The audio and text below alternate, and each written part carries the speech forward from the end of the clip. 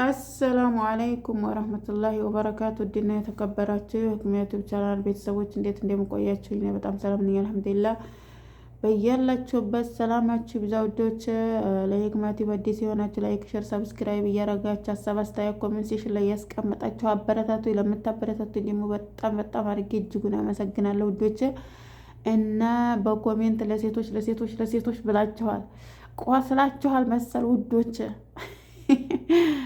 እና እንግዲህ በሀሳባችሁ ውስጥ ተነስቼ ዘጭ ብዬላቸዋለሁ ማለት ነው። እና እረፉ በቃ እናንተ ሴቶች ሰው ባል ላይ ፊት የምትሉ ሴቶች ሰው ባል ላይ ፊት የምትሉ ሰይቶ እረፉ፣ እንከባበር እንዴ! ሴቶቹ ጨጓራቸውን እየላጣቸዋቸው ነው። እና እረፉ ነው የምላቸው። ባይዘው ሀሳብ አስተያየታቸው ለሴቶች እያላችሁ ነበረ። ቆስላችኋል መሰል። እና ሴቶችዬ ማለት ነው ደህና ናችሁ? ሰው ባል ላይ ፊት የምትሉ ሴቶች እንዴት ናችሁ? ጨጓራችሁ ይፈጫል? እና የምሩን ስናወራ ማለት ነው እናንተ ማለት ነው የሴት ብር እየተቀበለ መጣ የምታስጥሉ ሴቶች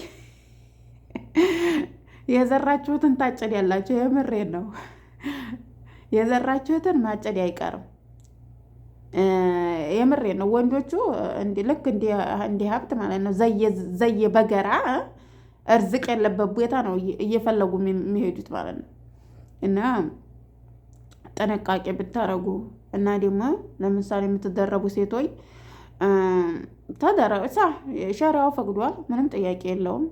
ግን ሸሪያው ለማን ነው የፈቀደው የሚባለውን ነገር ማሰብ አለባችሁ።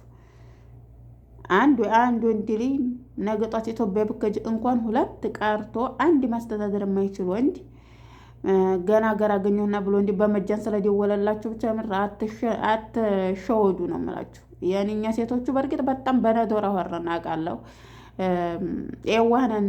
ወንዶቹ ደግሞ በደንብ ስትራቴጂ ሰልጥነውበታል። በነገራችን ላይ ወንዶቹ ማለት ነው የሚናገሩት ነገር በቃ እጅ ያደርጓቸዋል። ልስልስ ብለው በቃ ቀቢ የሆነው ልስልስ ብለው ይመጡና አንዴ ከያዙሽ በኋላ መጅገር ባያቸው፣ መጅገር ሲል ባያቸው ያለቀ ተተከሉብሽ እንዴ ሸንኮራ መጠው ይጥሉሻል። በቃ ምንም ሌላ ነገር የለውም። እና ማንን ነው ማገባው? ምን አቅም አለው እናንተ የምትደርብብኝ? እስቲ ቢላሂ አለይኩም እንዴ አንድ ወንድ ላይ መጥቶ ልደርብሽ አለሽ። እስቲ ያላ ደግ ደርበኝሽ፣ ችግር የለም። እውነት ትክክለኛ የዲን ከሆነ ሚስትህን ንገራት፣ አቅምህን ሲፈቅድ ያሉኝ እንዴ የሚስቶቻቸውን ብር እያመጡ መጣያ እየጣሉላችሁ እንዴት አምናችሁ ትገባላችሁ? ያ ጀማ የምሬን ነው። የምትደረቡ ሴቶች የምትደረቡበትን እንኳ አውቁ።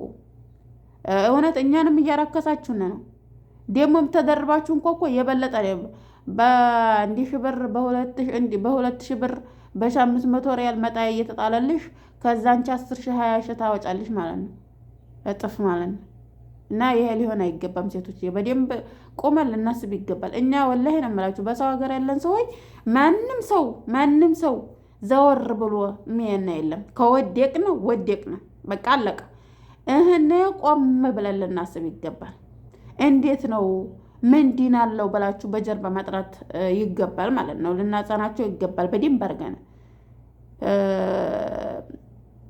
ምክንያቱም ይሄን የምላችሁ ወንዶቹ ሸሪዓ ፈቅዷል የሚለውን እንጂ ታርጌት ያደረጉት ምን አስከትሎ የሚለውን ነገር እነሱ ቸክ አያደርጉትም። ሸሪዓ ፈቅዶ የለም እንደ ይልሻል መጣ እንዴ ዲኑ የፈቀደው ነገር አይደለ? እንደኛ እኮ ወንድ ልጅ ነን እንዴ? ወንድ ልጅ እኮ ብቻ አንተ በወንድነት ብቻ እኮ አይደለም። በጣም ብዙ የሚጠበቅብህ ነገር አለ።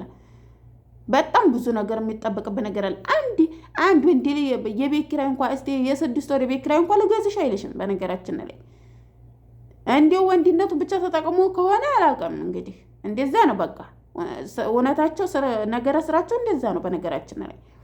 እና ሴቶች በደንብ ለራሳችን ልንሰራ ይገባል። ራሳችንን ልንወድ ይገባል። ራሳችንን ምንም በላይ ራሳችንን ልናስቀድም ይገባል። በቃ መንቃት አለብን። እንደኛ በስደት ዓለም እኮ ተሰድደን ስንመጣ ሀቂቃ ለሌላ ዓላማ ነበረ። ግን ደግሞ ወጣትነትም አለ፣ ልጅነትም አለ፣ ጅልነትም አለ። እነዚህ ሁላ ተባብረው የተጎዳ ተጎድቷል።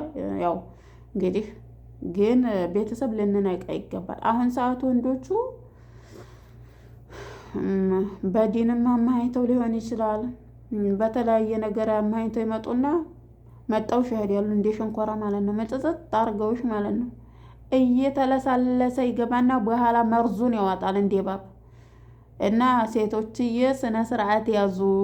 የሰው ባላይ ፊት እያላችሁ እህቶችን አታናዷቸው። እኔ ተደራቢ ሴት ነው አልኩት፣ የምትደረቡ ሴቶች ነው አልኩት። አዎ ምክንያቱም ሴቶቻችን ፍትህ እየጠየቁ ነው። እና ቤተሰብ ይሄን ይመስላል። ወላሂ ለራሳችን ልናውቅ ይገባል። እኛ በስደት ዓለም ያለን ሰዎች ምንም በቃ ቤተሰብ በሉት ወንድም እህት በሉት በቃ ከዛ ምንም በዙሪያችሁ ያለ ሰው በሙሉ ቁማችሁ ሳለ ብቻ ነው የሚወዳችሁ። የሆነ ነገር በርከክ ካልን ማንም ሰው ዙሮ የሚያየን የለም ሀባይብ።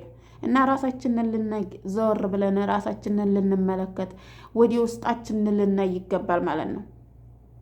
ስለዚህ ምንድን እንዴት ብለን በደንብ አድርገን ማወቅ ይገባናል እላችኋለሁ ሀባይብ።